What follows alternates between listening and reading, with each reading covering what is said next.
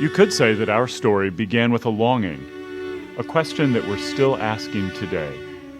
How can my life count?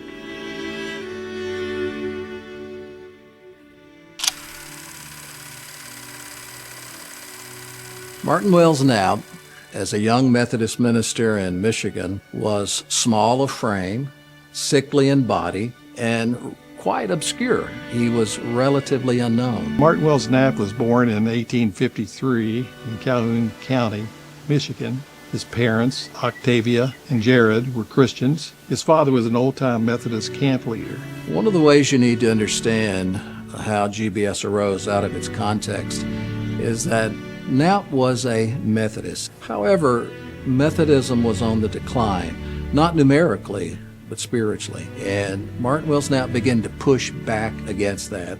Some of the historic Ivy League colleges here in the United States were started as Bible colleges or minister training institutions, and they strayed so far from their moorings, becoming liberal arts schools.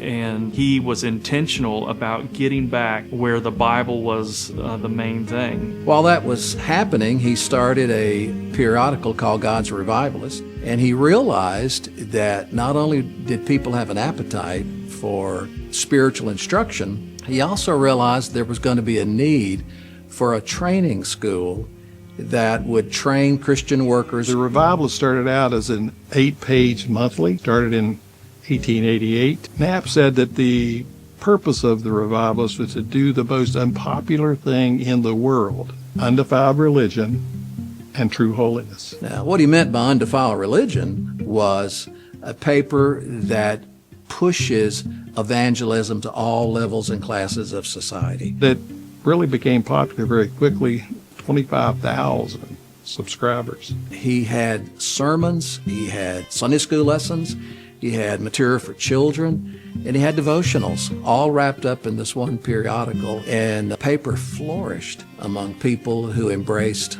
the Methodist holiness tradition. J.L. Glasscock, a Methodist evangelist from Cincinnati, felt impressed to say this to him: "I think God has a work for you to do in the city of Cincinnati."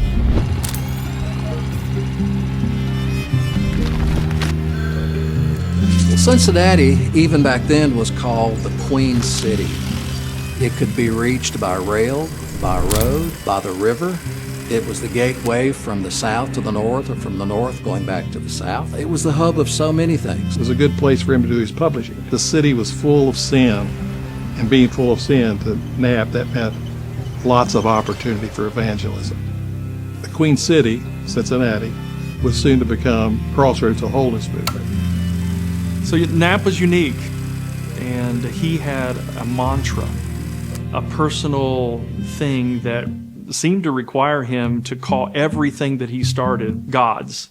So he had God's Salvation Boat. He had the God's Revivalist. He even had God's books. And so it comes as no surprise that when he purchased this property, that he would call this school God's School.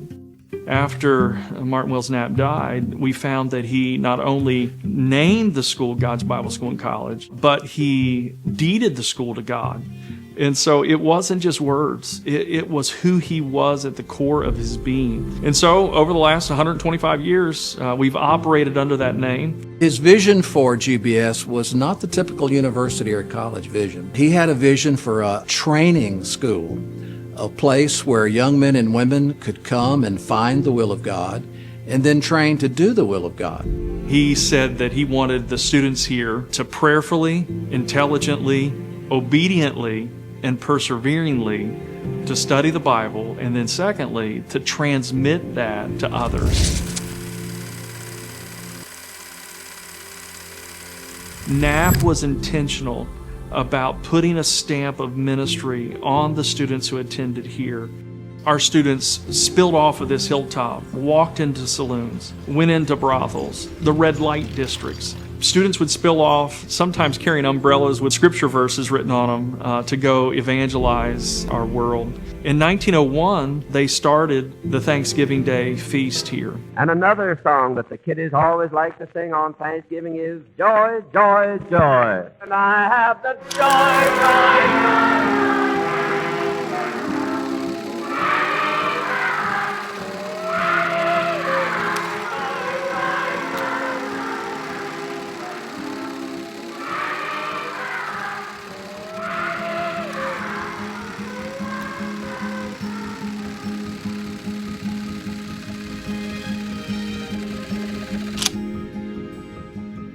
I try to tell students, ministry is life and life is ministry. Like, to me, they kind of just are the same thing. The Engage Ministry motto is basically love God, love people. And I love that. And I love that our students are getting a chance to do that. Many students come to GBS maybe never having done ministry in the past.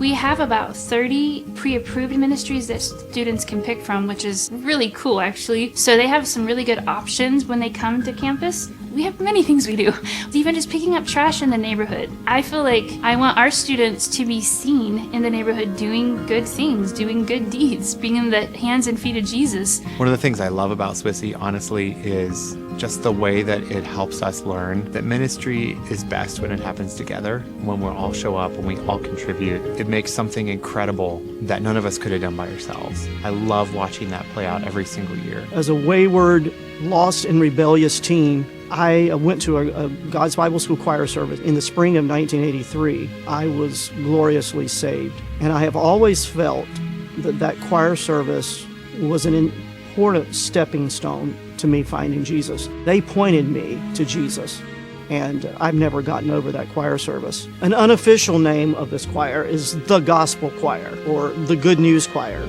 and I think that really explains the reason for our existence. I've seen God use this choir over and over again when they forgot about themselves and remembered their mission. I've told students many times, the more you fall in love with Jesus, the more you're going to love people. You know, you could almost define the church as a community of called out ones. And so community is at the very heart of what the church is. GBS, from its very beginning, understood that. And it had very, very well-developed, close community. Everybody worked together. They lived together. They ate together. They played together. There is no substitute for a campus family just doing life together. Students come to GBSC to be prepared for kingdom work. As our students observe and take part in the practical, daily living out of loving God, loving others, and loving learning, they are shaped for a lifetime. I have watched student after student come to this campus and be transformed by a community that loved them and pushed them toward Jesus. The phrase loving God, loving others, and loving learning truly describes a GBS student. Wherever they go, they just seem to be a city set on a hill that cannot be hid. If you want to look at the Centenary Monument, you're going to see men and women who established orphanages that are still in existence today, mission organizations that are still in existence today, churches, denominations that are still thriving today. There's a reason our alumni have this motto: the sun never sets on a student of God's Bible School and College. We still have chapels in the downtown area where the gospel of Jesus Christ is ringing forth. We're still going into places where people aren't excited about going into, and our students are still making a difference. This is His school. It is His word that we are preparing students to defend and study. It is His truth that we're propagating and pushing forward. God has had His hand on this organization for many generations, and I don't think He's finished. For several years now, we end every single one of our Swissy services with a song called I Want My Life to Count for Jesus. What it doesn't mean is I want to be competent enough, I want to do enough things, I want to make enough of a difference, I want to do enough, I want to be enough so that Jesus notices, so that I get to matter. That's not what it's saying. What it's really saying is I see this amazing plan that He has of redemption. I see how I fit into it, and I want to say, count me in. I'm here for it. I want to stand up and say, yes, I see what you're doing, and I want to be part of it. And it's amazing to me to watch these students sing that song and mean it from their hearts. And it's extremely moving to me to just see them leave here and start living that song, being part of what God is doing in redeeming the world.